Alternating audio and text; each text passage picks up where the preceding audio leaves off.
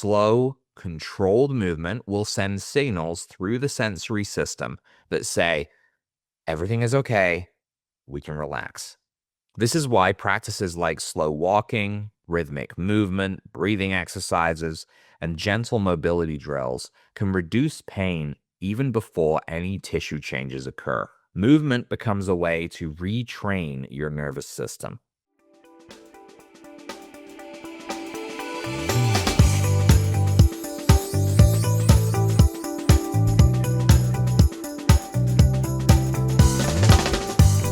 Welcome back to the Pain Free for Life podcast. I'm your host, Dr. Rob Vanbergen, and today we're talking about something that sounds simple, but is incredibly powerful when it comes to healing, and that's movement. For many people dealing with chronic pain, fatigue, or long-term injury, the word exercise can feel extremely intimidating. It can bring up memories of pushing too hard, of flaring symptoms, or being told to just work out more. But movement is not the same as exercise. Movement is simply how the body maintains communication, circulation, and regulation. It is one of the most natural ways to support healing. And in this episode, we're going to talk about gentle, realistic movement strategies that support pain relief, especially when paired with our therapies like microcurrent. This is about helping the body move again without forcing it. Now, movement plays several critical roles in the body. First, it improves circulation. When muscles contract and relax, they help pump blood and lymphatic fluid throughout the body. This, in turn, improves oxygen delivery and helps remove inflammatory waste products. Second, movement supports the nervous system. Gentle motion can signal safety to the brain. When the body feels safe to move, pain signals will decrease. And third, movement maintains joint health and tissue flexibility. When joints remain still for too long, tissues stiffen, circulation slows, and pain can actually go up. Many people with chronic pain stop moving simply because movement hurts. But paradoxically, too little movement often makes the system more sensitive over time. So the key is finding movement that the body can tolerate, and in many cases, even enjoy. I think one of the biggest misconceptions in wellness is that exercise needs to be intense if it's going to be effective. For many people dealing with pain, that approach will backfire every single time. The goal is not to push through pain. The goal is to restore safe, comfortable movement patterns. Gentle movement strategies might include short walks, slow stretching, mobility exercises, light resistance work, breathing focused movement, or even something relaxing like yoga or Tai Chi. What matters most is consistency and comfort. Even 5 to 10 minutes of gentle movement can improve circulation and help reset the nervous system. Remember that the body responds better to small, regular signals than to occasional, intense effort. Our bodies love habits. Now, pain is not only about tissue damage either. It's also about the nervous system's perception of threat. When the nervous system feels threatened, it will often respond by tightening muscles, by restricting movement, and by amplifying pain signals. Gentle movement, on the other hand, helps the brain learn that motion is safe again. Slow, controlled movement will send signals through the sensory system that say, everything is okay, we can relax. This is why practices like slow walking, rhythmic movement, breathing exercises, and gentle mobility drills can reduce pain even before any tissue changes occur. Movement becomes a way to retrain your nervous system. Now, when microcurrent therapy is added to the mix, the effects can be even more powerful. Microcurrent helps support cellular communication and energy production within tissues. When you combine this with gentle movement, several things happen. First off, circulation improves. Then tissues receive better signaling, and the nervous system becomes less reactive. At this point, muscles will begin to relax and coordinate better. It's kind of like if you're gardening, right? Think of it like you got to prepare the soil before you plant the seeds. That's really what you're doing here. Microcurrent then can help restore cellular communication, while movement helps distribute circulation and reinforce healthy patterns. Many practitioners find that clients tolerate movement better after microcurrent sessions because tissues will feel less guarded and much, much more responsive. So, what are some practical movement strategies? I think for people who are sensitive or prone to flare ups, the key is going to be to approach movement in a way that builds trust between your body and your nervous system. When someone has experienced pain repeatedly with activity, the body often becomes cautious. So those muscles tighten and movement patterns then become guarded. And at this point, the nervous system starts anticipating discomfort before it even happens.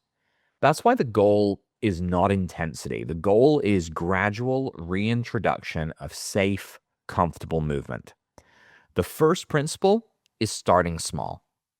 Many people believe microcurrent needs to last 30 minutes or an hour if it's going to be effective, but that simply isn't true. Even 5 minutes of gentle movement can begin to improve circulation, stimulate joint lubrication, and wake up the muscles in a supportive way. And then when you're incorporating these microcurrent protocols in, you want to match that time. Keep it short. Microcurrent and movement together can be done simultaneously. And in many cases, these short sessions are going to be far more powerful than these long ones. And this is really to get you started. You can certainly work up to these, but when someone is rebuilding their capacity, 5 minutes of treatment, 5 minutes of movement done consistently is far more powerful than one long workout done occasionally. I think the second principle here is to move frequently rather than intensely. So instead of a single long session, it can be helpful to break movement into smaller portions throughout the day. For example, someone might take a short walk in the morning, do a few minutes of stretching in the midday, and then do some gentle mobility in the evening while stimulating themselves with their microcurrent device. These short sessions will help maintain circulation and prevent stiffness without overwhelming the body. Once we've established this, we want to focus on gentle range of motion. This means slow, controlled movements that guide the joints through natural motion without pushing into any level of discomfort. Because when you push into discomfort, you can create inflammation and actually push things to be worse. So simple movements like neck circles, shoulder rolls, gentle spine twists, or even hip mobility exercises can dramatically improve how the body feels. And when joints move regularly, the tissues around them receive better blood flow and lubrication, and this helps reduce stiffness and improve comfort. Now, another helpful strategy is to pair movement with breathing. Slow breathing naturally activates the parasympathetic nervous system. This helps the body remain calm and relaxed. And when movement is combined with steady breathing, the brain is going to start receiving signals that the activity it's doing is actually a safe one. This can reduce muscle guarding and allow the body to move more freely. Finally, it is essential to listen to the body's signals. A mild stretch or gentle effort is fine, but sharp or escalating pain is a signal to pause. Movement should not feel punishing, it should feel supportive. Over time, as the body experiences these consistent, comfortable movements, then confidence will grow as well. And the nervous system begins to trust the process again. And gradually, the range of motion, endurance, and strength can expand naturally. The key point here is that movement is about consistency, patience, and cooperation with the body if we want it to be healing. It's not about forcing progress. Now, for many people with chronic pain, the biggest barrier to movement is not a physical one. It's psychological. When someone has experienced repeated flare-ups or discomfort from activity, the brain will associate movement with danger. And this creates a protective loop. The body tightens, movement becomes hesitant, and over time, the person will likely want to avoid that activity altogether. because they're afraid it will make things worse. Part of the healing process is gently changing that relationship with movement. Instead of thinking about exercise as something that has to be intense or exhausting, it can be reframed as something restorative and supportive. Movement doesn't need to be punishment. It doesn't need to feel like pushing through pain, and it certainly doesn't need to leave someone exhausted.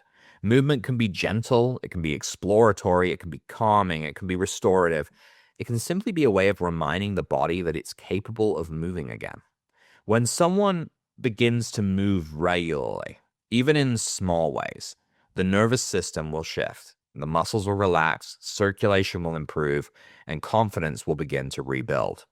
Many people will notice that once they reintroduce consistent, gentle movement, improvements begin to appear in other areas as well. They're likely to start sleeping better.